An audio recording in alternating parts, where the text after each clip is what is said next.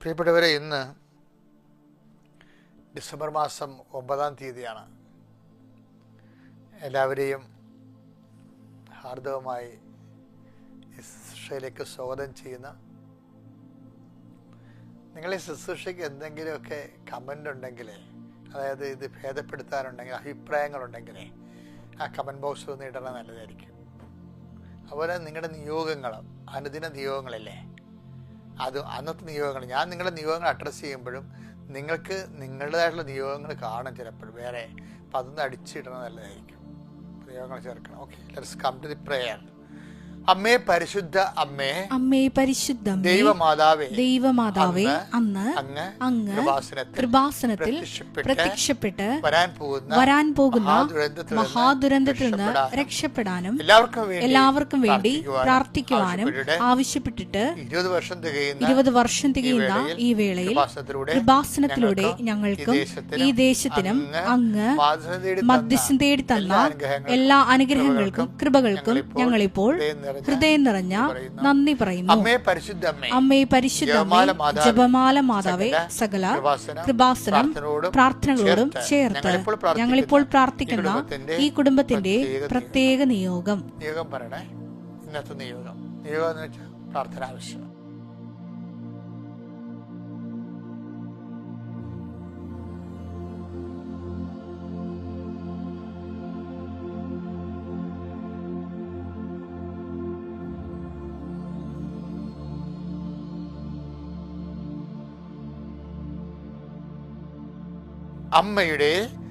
അമ്മയുടെ പ്രത്യക്ഷീകരണത്തിന്റെ ഈ അനുഗ്രഹവേളയിൽ ഞങ്ങൾക്ക് സാധിച്ചു തരുവാൻ കനിയണമേ. വിശ്വാസ പ്രമാണം. സർവശക്തനായ പിതാവും ആകാശത്തിന്റെയും ഭൂമിയുടെയും സൃഷ്ടാവുമായ ദൈവത്തിൽ ഞാൻ വിശ്വസിക്കുന്നു. അവിടുത്തെ ഏകപുത്രനും ഞങ്ങളുടെ കർത്താവുമായ ഈശോമിശിഹായിലും ഞാൻ വിശ്വസിക്കുന്നു. ഈ പുത്രൻ പരിശുദ്ധാത്മാവിനാൽ ഗർഭസ്ഥനായി കന്യകാമറിയത്തിൽ നിന്ന് പിറന്ന് പൊന്തിയോസ് പീലാത്തോസിന്റെ കാലത്ത് പീഡകൾ സഹിച്ച് കുരിശിൽ തറയ്ക്കപ്പെട്ട് മരിച്ച് അടക്കപ്പെട്ട് പാതാളങ്ങളിൽ ഇറങ്ങി മരിച്ചവരുടെ ഇടയിൽ നിന്ന് 3-ാം നാൾ ഉയർത്ത് സ്വർഗത്തിലേക്ക് എഴുന്നള്ളി സർവശക്തിയുള്ള പിതാവായ ദൈവത്തിന്റെ വലതുഭാഗത്തിരിക്കുന്നു. അവിടെ നിന്ന് ജീവിക്കുന്നവരെയും മരിച്ചവരെയും വിധിക്കുവാൻ വരുമെന്നും ഞാൻ വിശ്വസിക്കുന്നു. പരിശുദ്ധാത്മാവിലും ഞാൻ വിശ്വസിക്കുന്നു. വിശുദ്ധ കത്തോലിക്കാ സഭയിലും പുണ്യവാന്മാരുടെ ഐക്യത്തിലും പാപങ്ങളുടെ മോചനത്തിലും ശരീരത്തിന്റെ ഉയർപ്പിലും നിത്യമായ ജീവിതത്തിലും ഞാൻ വിശ്വസിക്കുന്നു. ആമേൻ. സുഖസ്ഥനായ ഞങ്ങളുടെ പിതാവേ, അങ്ങയുടെ നാമം പൂജിതമാകണമേ. അങ്ങയുടെ രാജ്യം വരണമേ. അങ്ങയുടെ തിരുമനസ് സ്വർഗത്തിലെ പോലെ ഭൂമിയിലും ആകണമേ. അന്നു വേണ്ടുന്ന ആഹാരം ഇന്ന് ഞങ്ങൾക്ക് തരണമേ. ഞങ്ങളോട് തെറ്റ് ചെയ്യുന്നവരോട് ഞങ്ങൾ ക്ഷമിക്കുന്നത് പോലെ ഞങ്ങളുടെ തെറ്റുകൾ ഞങ്ങളോടും ക്ഷമിക്കണമേ. ഞങ്ങളെ പ്രലോഭനത്തിൽ ഉൾപ്പെടുത്തരുതേ, തിന്മയിൽ ഞങ്ങൾ രക്ഷിക്കണമേ. ആമേൻ. നന്മ നിറഞ്ഞ മറിയമേ, സ്വസ്തി. കർത്താവ് അങ്ങയുടെ കൂടെ സ്ത്രീകളിൽ അങ്ങ് അനുഗ്രഹിക്കപ്പെട്ടവളാകുന്നു. അങ്ങയുടെ ഉദരത്തിൻ ഫലമായി ഈശോ അനുഗ്രഹിക്കപ്പെട്ടവനാകുന്നു. പരിശുദ്ധ മറിയമേ, തമ്പുരാന്റെ അമ്മേ, പാപികളായ ഞങ്ങൾക്ക് വേണ്ടി ഇപ്പോഴും ഞങ്ങളുടെ മരണസമയത്തും തമ്പുരാനോട് അപേക്ഷിക്കണമേ. ആമേൻ. കർത്താവേ, നിന്റെ ഉന്നതമായ നാമത്തിന് സ്വസ്ത്രം ചെയ്യുന്നു. കർത്താവേ, നിന്റെ വിശുദ്ധ പൗരോഹിത്യത്തെ മഹത്വപ്പെടുത്തണമേ. കർത്താവേ, സഭയിലുള്ള സാന്നിധ്യം പ്രകടമാക്കണമേ.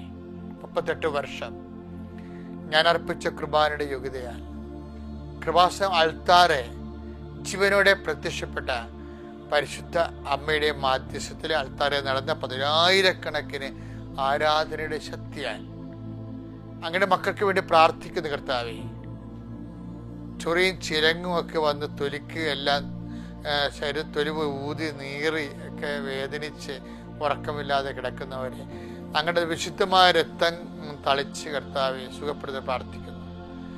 മരുന്നുകൾ തെറ്റിക്കഴിച്ചത് കാരണം, തെറ്റിക്കൊടുത്തതിൻ്റെ കാരണം, ഉള്ളിച്ചെന്ന കാരണം വ്യത്യസ്തമായ അലർജി രോഗങ്ങൾ വന്നിട്ടുള്ളവരുണ്ട്. നമുക്ക് സഹിക്കാനോ കാണാനോ പറ്റാത്ത രീതിയിലുള്ള വികൃത കോലങ്ങളായി പോയിട്ടുണ്ട്. കർത്താവെ, അവരെ ഇനി മെഡിസിനും ശാസ്ത്രത്തിനും ഒന്നും ചെയ്യാൻ പറ്റത്തില്ല.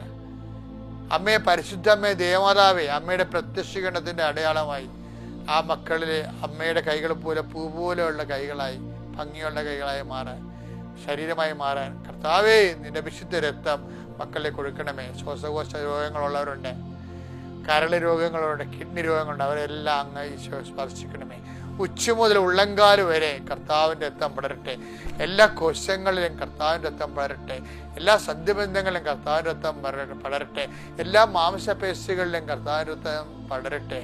കർത്താവിൻ്റെ കാരുണ്യത്തിലെ എല്ലാ കോശങ്ങളെയും സ്പർശിക്കട്ടെ. കർത്താവ് ആന്തരികമായ അവയവങ്ങൾ നിന്റെ വിശുദ്ധമായ രക്തത്തെ സ്പർശിക്കപ്പെടട്ടെ. കർത്താവ് മാരകരോഗങ്ങൾ, മാറാരോഗങ്ങൾ കർത്താവിൻ്റെ രക്തം സ്പർശിക്കട്ടെ. 38 വർഷത്തിൻ്റെ ശക്തിയായി, കുർബാനയുടെ ശക്തിയായി ഞാൻ മക്കൾക്ക് വേണ്ടി പ്രാർത്ഥിക്കുന്നു. കൃപാസ്ഥാനത്താറെ ജീവനോടെ പ്രത്യക്ഷപ്പെട്ട മാതാവിൻ്റെ പ്രത്യക്ഷീകരണത്തിൻ്റെ സ്ഥിരീകരണത്തിനായി നടത്തിയിട്ടുള്ള മുഴുവൻ ആരാധനകളുടെയും അടയാളങ്ങളുടെയും ജനങ്ങളുടെ സാക്ഷ്യങ്ങളുടെ അടിസ്ഥാനത്തെ പ്രാർത്ഥിക്കുന്നു. കർത്താവിന് സ്വർഗം തുറക്കണമേ, സ്വർഗം തുറക്കണമേ, സ്വർഗം തുറക്കണമേ. അങ്ങയുടെ വിശുദ്ധമായ രക്തം എല്ലാ മക്കളിലേക്കും തളിക്കപ്പെടണമേ. എല്ലാ ജീവിത ഭാരങ്ങൾ അനുഭവിക്കുന്നവർ, ജോലി ഇല്ലാത്തവർ, വിവാഹം ഒത്തുവരാത്തവർ, വീട് പോലും കെട്ടാൻ ഒക്കാത്തവർ, വീട് പണിയാൻ ഒക്കാത്തവർ, വീട് റിപ്പയർ ചെയ്യാൻ പറ്റാത്തവർ, കർത്താവ് സ്വന്തം സ്ഥലം പാടമായി പോയത് നിലവാക്കി കിട്ടിയിട്ട് അത് വീടിന് ലൈഫ് വീടിന് വെച്ചിട്ട് പിന്നെ ലോണും കൂടി എടുത്തിട്ട് ജീവിക്കാൻ വേണ്ടിയൊക്കെ നോക്കുമ്പോൾ ഒരെണ്ണത്തിന്മേൽ തട്ടി 9 ജീവിത അവസ്ഥകൾ നിന്ന് പോണവരുണ്ട്. ഒരൊറ്റ തടസ്സത്തെ 9 ജീവിത സാധ്യതകളെ തകർത്ത് കളയുന്ന ആ ഒറ്റ തടസ്സങ്ങളെ യേശു ക്രിസ്തുവിന്റെ നാമത്തിലെ നിങ്ങൾ പോട്ടെ എന്ന് മാതാവിന്റെ മധ്യസ്ഥത കൽപ്പിക്കുന്നു. Lord Jesus Christ, pour out His Spirit. The fire fingers suck with the precious blood. Lord, infuse His Spirit, infuse His Spirit of power and grace and healing and deliverance in the name of Jesus Christ our Lord, who is coming to judge for the living and dead by fire. Amen. Okay, my Lord. പ്രിയപ്പെട്ടവരെ, നമ്മൾ ഇന്ന്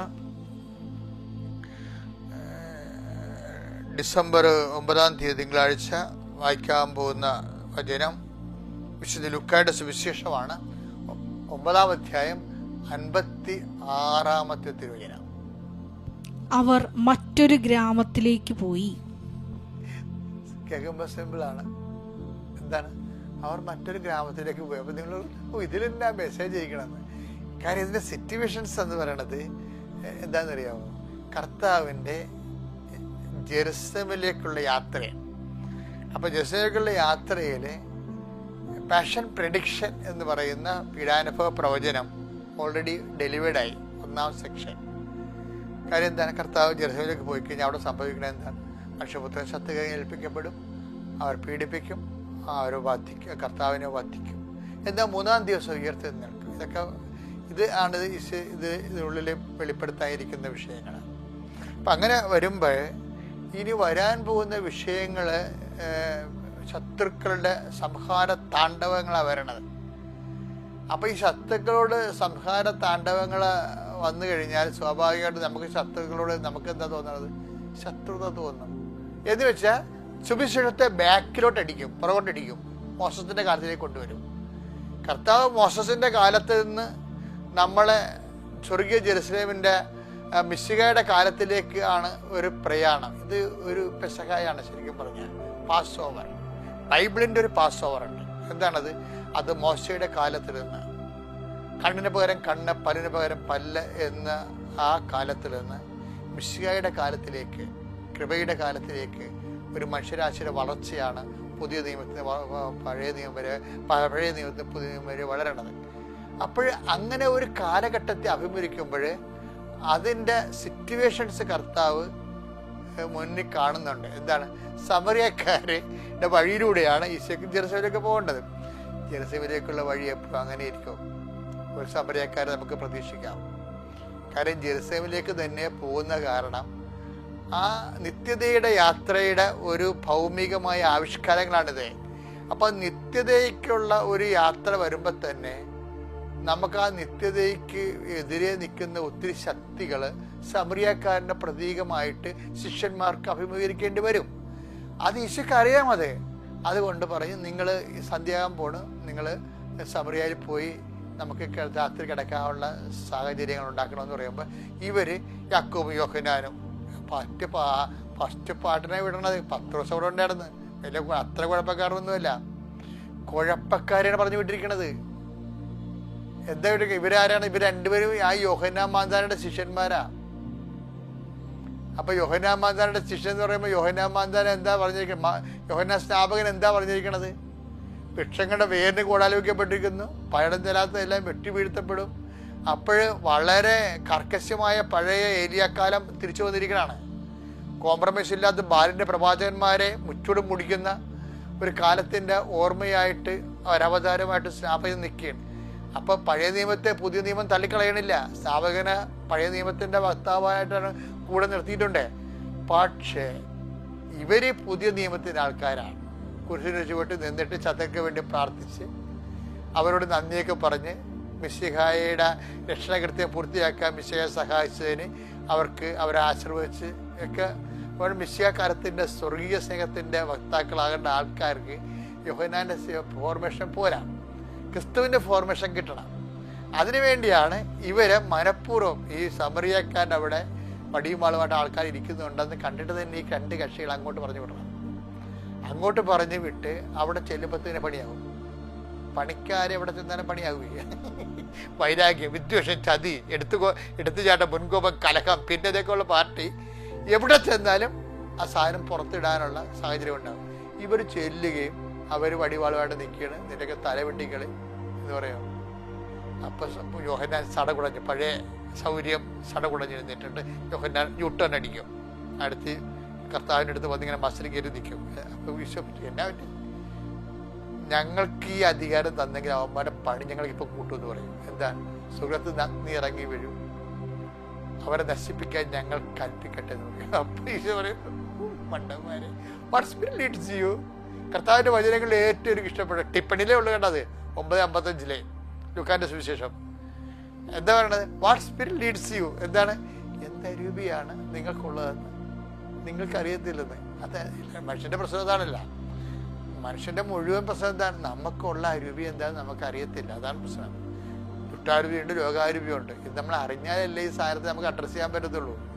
പരിശുദ്ധാരൂപിയെ നയിക്കപ്പെടണം. അപ്പോഴാണ് ദൈവത്തിൻ്റെ മക്കളാകണം. റോമ 8:14 പരിശുദ്ധാത്മാവ് നയിക്കപ്പെടുന്നവരെല്ലാം ദൈവത്തിൻ്റെ മക്കളാകും. അപ്പം ദൈവത്തിൻ്റെ ഉദ്ദേശം എന്താണ്? നമ്മളെ ഏത് സാഹചര്യത്തിലൂടെ കടത്തി വിട്ടാലും ഈ ലോകത്തിൻ്റെ സന്തതികളെ ദൈവത്തിൻ്റെ സന്തതികളെ കൺവേർട്ട് ചെയ്യാനുള്ള നടപടിക്രമത്തിൻ്റെ ഭാഗമാണ് വഴിയിലെ സമയക്കാരൻ. അപ്പോഴേ ഇവന്മാർ തോറ്റില്ലേ? ഇനി ഇവന്മാർ ഈശോ എന്താ വിചാരിക്കണത്? അതാണ് അവസാനം. ആ ഭാഗം അവസാനിക്കുക എന്താ പറയണത്? നിങ്ങൾക്ക് എന്ത് അരൂപിയാണുള്ളത് നിങ്ങൾക്ക് ഇപ്പം അറിയത്തില്ല. നിങ്ങൾക്ക് ഉണ്ടാകേണ്ട അരൂപി എന്താണെന്നുള്ളത് ഞാനിവിടുന്ന് വിട പറയണതിന് മുമ്പ് നിങ്ങൾ പറഞ്ഞോളാം. പരിശുദ്ധാത്മാവിനെ കുറിച്ചാണ് സംസാരിക്കുന്നത് ഈശോ. അതിനിപ്പോൾ എന്താ ചെയ്യേണ്ടത്? തൽക്കാലം ആ ഫോർമേഷൻ അവസാനിപ്പിച്ചിട്ട് അവൻ മറ്റൊരു വഴി, അതാണ് മറ്റൊരു വഴി എന്ന് പറയുന്നത്. മറ്റൊരു വഴിയെ ജെറുസലേമിലേക്ക് പോയി. അപ്പോൾ ഈശോ ഉദ്ദേശിക്കുന്നത് ഈ ലോകാരൂപി എന്ന് കൺവേർട്ട് ചെയ്യണം. കൺവേർട്ട് ചെയ്ത് ദൈവാരൂപിയിലേക്ക് കൺവേർട്ട് ചെയ്യും. അതിന് ഇഷ്യൂസ് ഉണ്ടാകണം. ആ ഇഷ്യൂസ് ഇവർക്ക് അതിന് ദൈവാരൂപിയിൽ അതിനെ അഭിമുഖീകരിക്കാൻ കഴിഞ്ഞില്ല എന്നുണ്ടെങ്കിൽ പിന്നെ എന്താണ്? ആ കേസ് എടുക്കാതെ അത് വിട്ടിട്ട് ലീവ് ചെയ്തിട്ട് വേറെ വഴിക്ക് പോകും. ചില കാര്യങ്ങൾ ഇപ്പം ഒരു കച്ചവടം നഷ്ടമാണ് എന്ന് വിചാരിച്ചോ. നഷ്ടമാണെങ്കിൽ എന്ത് ചെയ്യും? ആ നഷ്ടമാണെങ്കിൽ സ്വാഭാവികമായിട്ട് നമ്മൾ പിന്നെയും ആ കച്ചവടത്തിൽ കാശ് ഇൻവെസ്റ്റ് ചെയ്യണം. ഇപ്പം ചില ആൾക്കാർ ചീട്ട് കളിച്ചും മുടിയും, ചില ആൾക്കാർ പബ്ജി കളിച്ചും മുടിയും, ചില ആൾക്കാർ ഓൺലൈനിൽ കാശിറക്കി 17 ലക്ഷത്തിൻ്റെ ഒരു കണക്ക് കൊണ്ടൊരു ദിവസം വന്നിട്ടുണ്ടായിരുന്നു. അപ്പോൾ ഒരു വഴി നിൻ്റെതല്ലെന്ന് കണ്ട നീ മാറ്റിപ്പിടിക്കണം. Leave it. അതാണ് മറ്റൊരു വഴിക്ക് പോയെന്ന്. അതുകൊണ്ട് നിനക്ക് അടിക്കടി തകർച്ച ഉണ്ടാകണം, അടിക്കടി പരാജയം ഉണ്ടാകുന്ന വിഷയമാണെങ്കിൽ, നിനക്ക് അതിനകത്ത് കൃപ ഉൽപ്പാദിപ്പിക്കാൻ കഴിയുന്നില്ലെങ്കിൽ, അതിന് ശാശ്വതമായ ഉടമ്പടി പ്രകാരമുള്ള ഒരു വിഷയമല്ല എങ്കിൽ എൻ്റെ മക്കൾ മാറ്റിപ്പിടിക്കണമെന്ന് അച്ഛൻ്റെ അഭിപ്രായം. അത് തന്നെ അല്ല സുവിശേഷത്തിൻ്റെ അഭിപ്രായം. അല്ലാതെ അതിൻ്റെ കടിച്ചു തൂങ്ങി ആ വിഷയത്തിൽ തന്നെ കിടന്ന് ജീവിതകാലം മുഴുവൻ ഇൻവെസ്റ്റ് ചെയ്ത് ഉള്ളത് കൂടി നഷ്ടപ്പെടുത്തരുത്. got the point. Thank you.